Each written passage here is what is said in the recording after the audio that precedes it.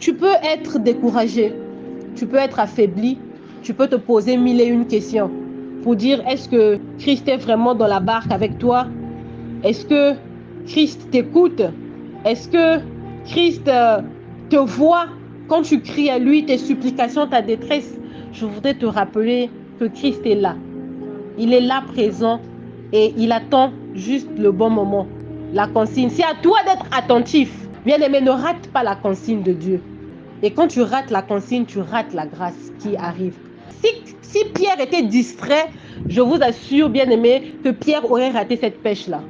Si Pierre était distrait, en train de discuter ou comment, dans la tristesse, parce que justement toute la nuit il a pêché, il n'a rien eu, Pierre aurait raté cette pêche-là. C'est pourquoi, bien-aimé, ne te laisse pas distraire par la tristesse. Ne te laisse pas distraire par les pensées, par les situations qui se présentent devant toi. Parce que d'une minute à l'autre, la situation de Pierre a changé. Amen. D'une minute à l'autre, la situation de Pierre a changé. Toi aussi, ta situation peut changer d'une minute à l'autre. Si Pierre était distrait, il allait passer à côté de cette grâce-là. La tristesse, parce que voilà, il n'a rien reçu toute la nuit. Peut-être comment les enfants vont manger là-bas. Voilà, madame m'attend pour que je ramène du poisson pour qu'on mange. Mais bon, moi j'ai pêché toute la nuit, toute la journée. Je n'ai rien eu. Bon, qu'est-ce que je vais aller présenter à table tout à l'heure? Si Pierre s'était laissé engloutir par ses pensées, Pierre allait rater sa grâce.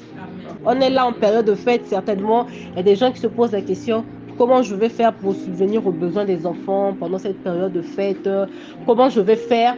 Bien-aimé, Christ peut changer ta situation d'une minute à l'autre.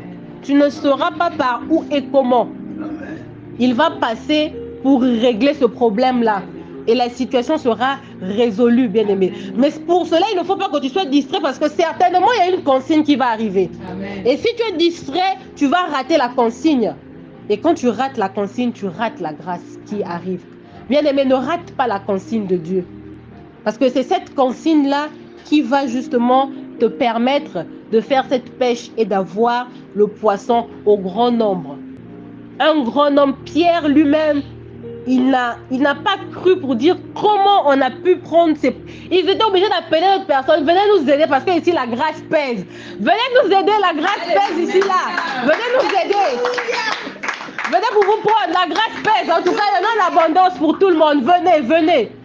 Les filets pesaient tellement trop, bien-aimés. Christ a la possibilité de te donner des gifles de bénédiction. Tu vas appeler les gens, venez, il y a la grâce pour tout le monde, venez. Venez profiter aussi, parce que les gens qui ont aidé Pierre à soulever ces filets-là, ils ont aussi eu leur part quand même. Pierre ne les a pas laissés partir les mains vides. Bien aimé, la grâce est disponible pour tout le monde. La grâce de Dieu est disponible pour tout le monde. C'était cet aspect-là que je voulais évoquer pour rappeler à quelqu'un de ne pas hésiter à recommencer. N'hésite pas de recommencer. Quel que soit ce que tu as vécu, la tribulation ou l'échec t'a fait perdre quelque chose. Tu as perdu de l'argent parce qu'on avait dit non, là-bas, le dossier là c'est 100 000. Quand tu arrives comme ça là, refus. Ne te laisse pas abattre. Ne regarde pas ce que tu as perdu après ton échec. Mais regarde plutôt ce que tu auras après ta victoire, bien-aimé. Parce que ce que tu auras après ta victoire sera plus grand que ce que tu as perdu après ton échec. Ne sois pas distrait. Suis la consigne de Christ et Christ sera dans la barque et il va t'éclairer et il va te donner l'instruction à l'instant là même de pouvoir jeter les filets et de pouvoir prendre les poissons et les grâces qui t'accompagnent. Amen.